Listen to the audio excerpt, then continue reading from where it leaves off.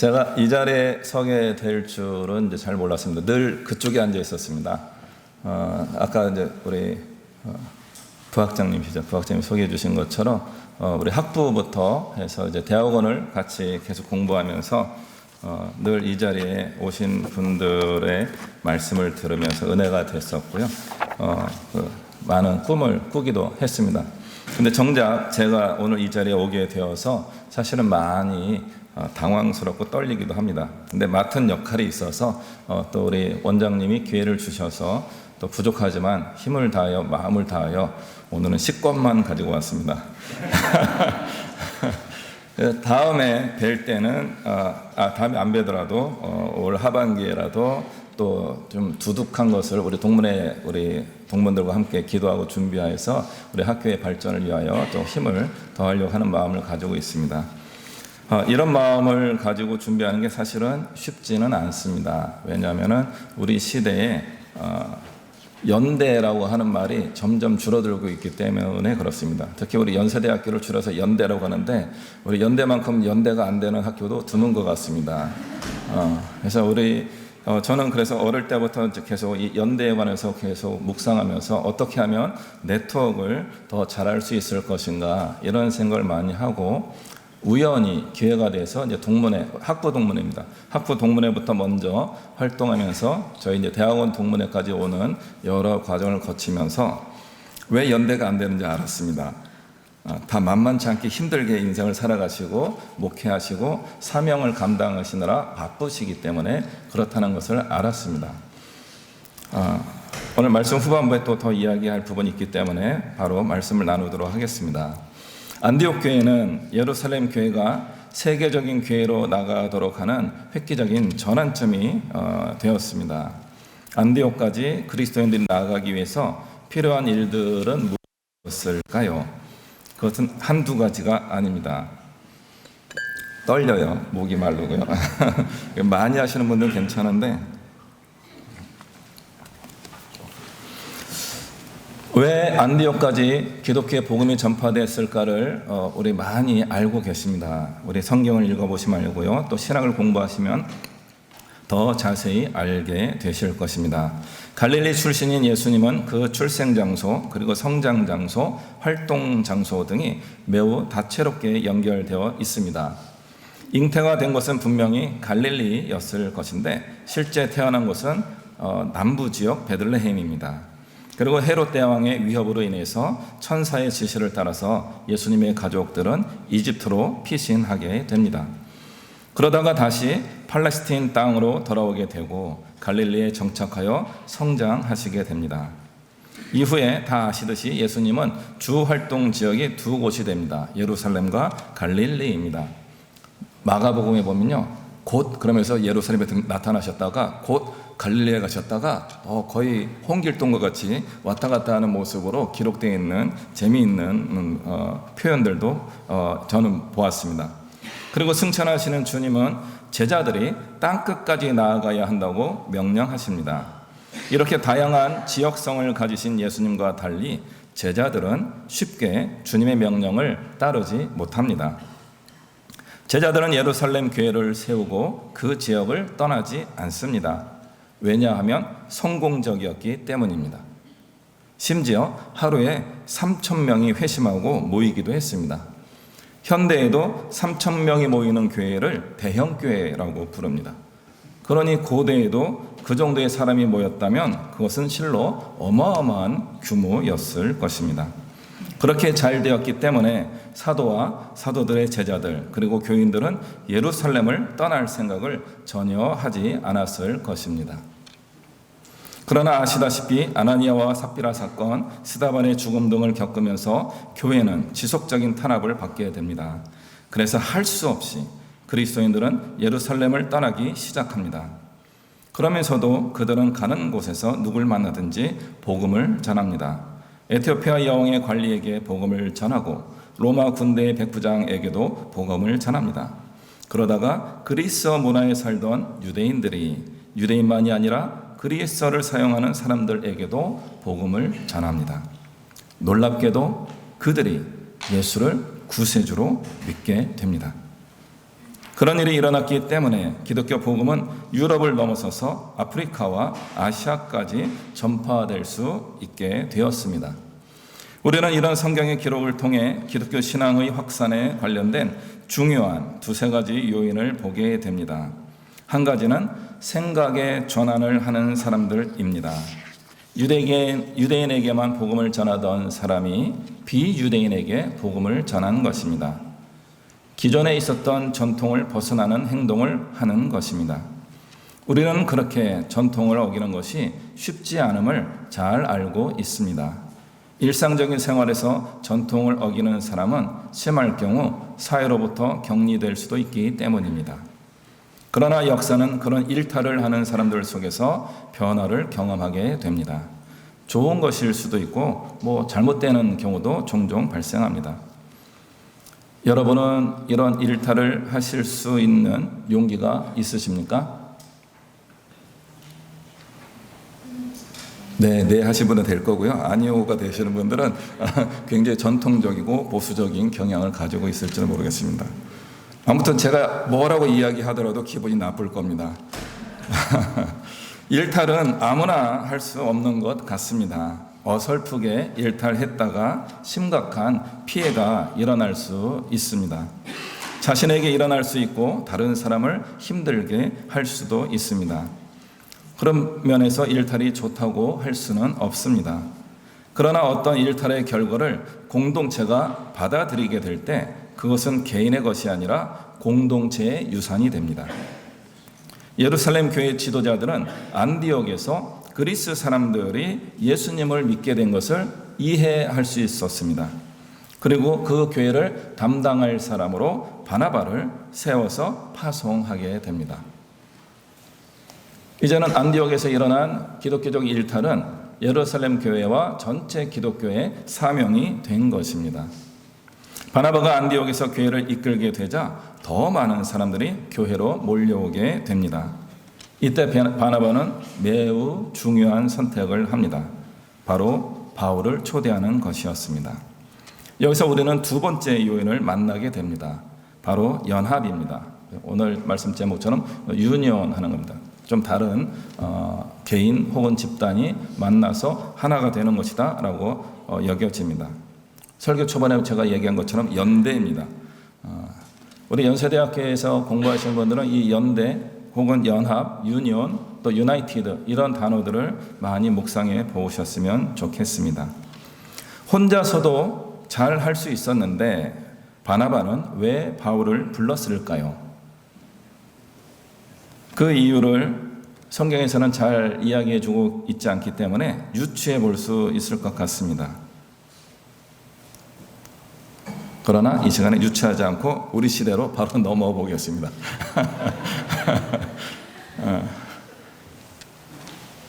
2024년입니다. 올해가 올 때까지 대한민국에서도 굉장히 많은 사건들이 있었습니다. 연세대학교를 다니시는 분들은 연대에서 있었던 일들을 기억하고 있을 것입니다. 연세대학교는 언더우드라고 하는 한 선교사, 한 인물이 시작한 학교입니다. 그런데 들으시고 배우시고 조사해 보신 분들은 알겠지만 언더우드는 우리 학교를 언더우드 대학교로 만들지 않았습니다. 연희전문이라고 하는 학교부터 시작해가지고 연세대학교는 이름으로 오는 과정에서 언더우드는 계속해서 초교파 연합학교를 지향했습니다. 그래서 교단 혹은 교파의 파송을 받았음에도 불구하고 언더우드는 자기 교단 장로교 출신이시죠. 초교파 그 장로교의 학교를 만드는 것도 아니었고 초교파 연합교회를 세우고 또 연합학교를 세우는 일에 대하여 굉장히 관심을 가지시고 그것을 소중하게 여기셨습니다. 각각의 교단이 가지고 있는 장점이 있습니다. 그런 장점들이 잘 모이면 얼마나 좋겠습니까? 예수 그리스도를 중심으로 연합하는 것이 교회와 그리스도인들이 지향해야 하는 것이라고 할 수 있습니다. 그러나 그것은 또 한편으로는 주인 없는 집과 같이 되어서 누군가 그것을 장악하려고 할 때 한두 번은 막아볼 수 있지만 그게 잘 안 될 때도 있습니다. 그것을 부르는 명칭이 있습니다. 사유화라고 합니다. 공적인 것을 개인이 좌지우지하는 것이라는 뜻입니다.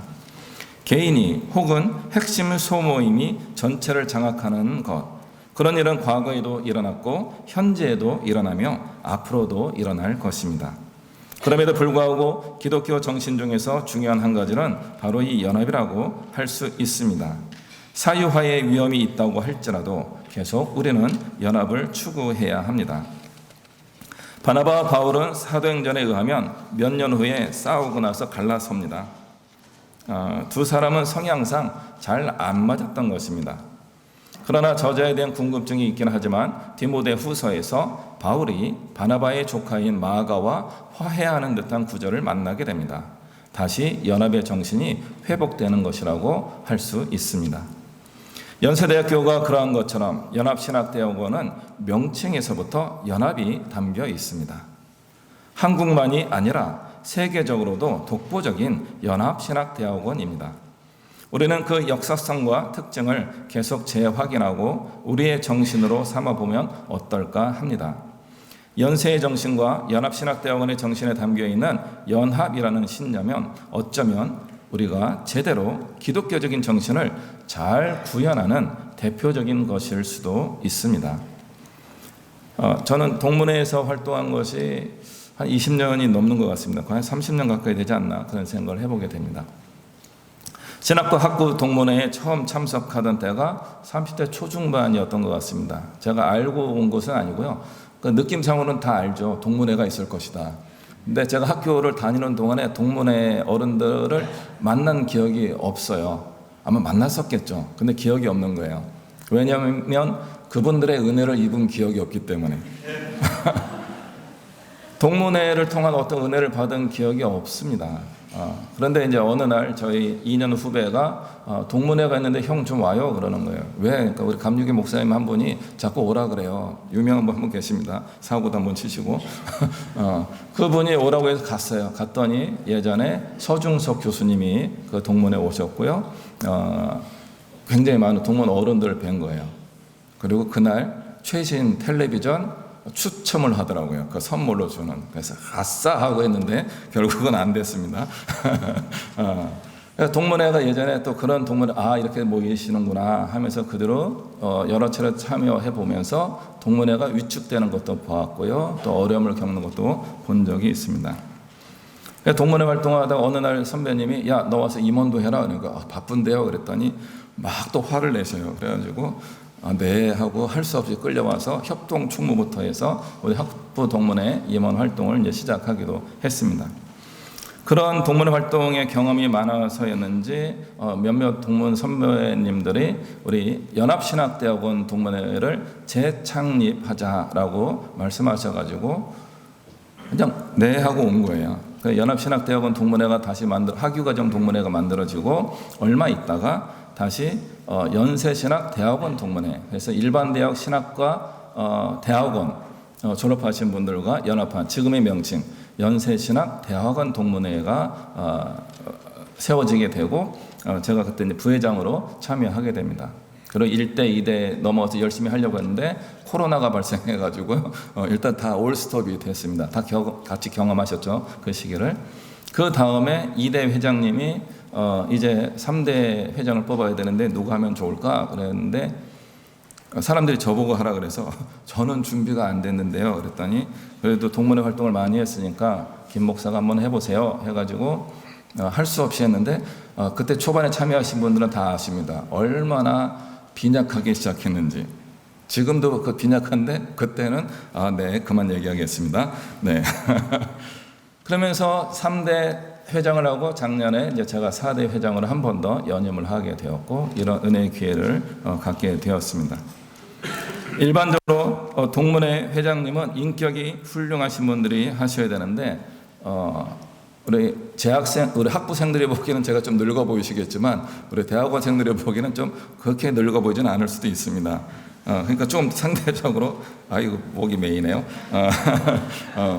상대적으로 젊은 편인 제가 목도 마르고 동문회장을 한다는 것은 참 쉬운 일은 아닙니다. 보통은 제가 만난 동문회장들은 보면요, 죄송해요. 그분들 폄하하는 게 아니고요. 훌륭하신 건데 저는 그걸 못하는 거죠. 저희 동문회, 저는 여러 동문회를 굉장히 많이 활동하고 있는데 회장님이 보통 한 몇 천만 원을 이렇게 묻어주시고 동문회 활동을 그 회장을 맡으셔요. 근데 저는 그 묻을 만한 그 몇 천이 없어가지고 못해요 그랬는데 그래도 합시다 해서 하는 겁니다. 그러면서 제가 상대적으로 젊고 능력도 없음에도 불구하고 이런 동문회 회장을 맡게 된 저의 각오가 있습니다. 무엇인가 하면 방금 오늘 설계의 주제입니다. 연합입니다. 연대입니다. 네트워크를 계속 넓혀 나가는 것입니다. 그래서 저보다 더 훌륭하신 분들과 연결을 하려고 하는 것입니다. 네트워크의 굉장히 중요한 특징 중에 한 가지가 뭐냐면요. 이 사람하고 저 사람하고 연결을 해줘야 되는데 내가 그 사람을 찾아가려면요. 얼굴에 철판을 깔아야 됩니다. 체면 무시하고 도와주세요 이렇게 가야 되는 거예요. 그러면 도움을 받을 수 있을까요? 못 받을까요? 둘 중에 하나예요. 도움을 받기도 하고 못 받기도 합니다. 근데 주로 못 받습니다. 왜냐면요. 그런 분에게는요. 나같이 찾아오는 사람들이 많기 때문에 그렇습니다. 그런데 만약 중간에 누군가를 끼고 가면요. 확률이 올라갑니다. 이 사람이 소개해줘서 이분에게 어떤 도움을 좀 같이 나눴으면 좋겠습니다. 이런 이야기를 하면요. 확률이 올라가게 됩니다. 네트워크의 힘은 바로 여기에 있습니다. 제가 뻥을 많이 칩니다. 제가 네트워크가 꽤 다양하고 풍성합니다. 그런데 그 네트워크를 저의 이익을 위하여 한 번도 사용하지 않았습니다. 그래서 아직 깨끗합니다. 그래서 언제 기회가 되면 그 네트워크를 여러분과 연결시켜 드리겠습니다. 그럴듯하죠? 저도 예수님 안 믿었으면 저쪽 사자 쪽으로 갔을 가능성이 있습니다만은 그럼에도 불구하고 진실이 많이 담겨 있습니다. 우리 연세신학 공동체에 이런 일이 일어나면 좋겠습니다. 주님이 기뻐하시는 일을 하자고 초대하는 일이 일어났으면 좋겠습니다. 바나바가 바울을 초대하듯이 초대하는 일이 많았으면 좋겠습니다. 좋은 분들이 정말 많이 계십니다. 그러나 홀로 빛을 내기 힘든 그런 분들이 많을 겁니다. 조금만 도와주면 그 빛이 엄청나게 빛날 텐데 아무도 안 도와주는 겁니다.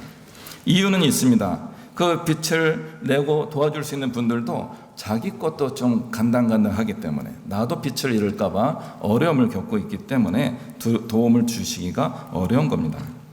그만큼 우리 사회와 교회와 기독교 공동체가 연약한 면이 있습니다. 그래서 그 빛들도 점차 사그러드는 것을 보게 됩니다. 특히 은퇴를 하시게 되면 그 빛이 급격히 사라집니다. 그래서인지 우리의 공동체적 큰 빛은 잘 나타나지 않습니다. 오래된 전설 중에 서울대생은 100원이 생기면, 옛날 얘기인가 봐요. 100원이 생기면 책을 사고 고려대생들은 막걸리를 마시고 연대생은 구두를 닦는다. 이런 이야기가 있습니다. 요즘 연대생들은 구두를 닦으며 책도 사는 것 같습니다. 공부도 하고 뭣도 내고. 여기서 우리가 연세대의 생들을 향한 편견이 있습니다. 적어도 고대생들만큼 전체주의적이지 않다는 것입니다. 이것은 학부생들에게만 나타나는 현상이 아니라 대학원생들과 동문들에게서도 나타나는 현상입니다. 막걸리를 마시는 고대인들은 혼자 안 마셔요. 떼거리로 마셔요. 이거 지워야 되는데 어떡하지? 근데 연대생들은 혼자 몰래 마시나 봐요. 이것은 어쩌면 연대가 가장 민주주의적인 것일 수도 있다고 봅니다. 저는 민주주의가 어떤 면에서는 비기독교적이지 않는가, 개인주의가 너무 강해서. 기독교는 공동체를 지향하는데 민주주의는 개인을 강조하다 보니까 여기에 오는 약간의 모순이 있지 않나 이렇게 생각합니다. 우리 시대의 민주정신을 살리면서도 기독교 정신을 살리는 방향을 다시 만들었으면 좋겠습니다. 우리가 책도 사고 구두도 닦고 막걸리도 마시자는 말은 아닙니다. 그러나 기독교적 공동체성을 회복하거나 발전시켜야 할 시대인 것은 분명합니다. 예를 들어서 제가 저의 이익을 위하여 제가 가진 네트워크를 사용하지 못하고 있다고 말씀드렸습니다. 그러나 혹시 필요하다면 그 네트워크를 여러분을 위하여 사용할 수도 있습니다. 제가 실제로 그렇게 연결해 드린 분들이 꽤 많이 있습니다. 먼저 바나바가 되신 분들은 바울과 같은 사람들을 세워주는 일을 많이 했으면 좋겠습니다. 고향에 돌아가 나름의 준비를 하고 있던 바울이 잠깐 쉬고 바울처럼 그렇게 잠깐 쉬고 계신 분들이 되셨다면 부분적으로 바나바와 같은 일도 시도해 보시기 바랍니다. 바울처럼 기다리기만 하지 마시고 아직 내가 준비하는 과정이 있긴 하지만 바나바의 역할도 한번 해보면 좋겠다 하는 것입니다. 연합, 유나이티드 혹은 유니온은 우리 기독교 신앙이 건강하다는 것을 보여주는 지표일 것입니다. 선배들이 후배를 이끌어주고 앞서가시는 분들이 종종 뒤돌아보며 함께 갈 사람을 초대해 준다면 우리 연세 신학이 지금도 훌륭하지만 앞으로 더 훌륭하게 한국 교회와 세계 교회를 섬기게 될 것이라고 확신합니다. 기도하겠습니다. 하나님 아버지, 우리가 연세신학 공동체가 되어서 함께 주님 안에서 귀한 목회자와 학자와 다양한 사역자로 준비시켜 주심을 감사합니다. 우리가 나의 부르심을 이루어갈 뿐만 아니라 함께 연합하여 하나님의 뜻을 이루어가게 하여 주옵소서. 예수님의 이름으로 기도합니다. 아멘.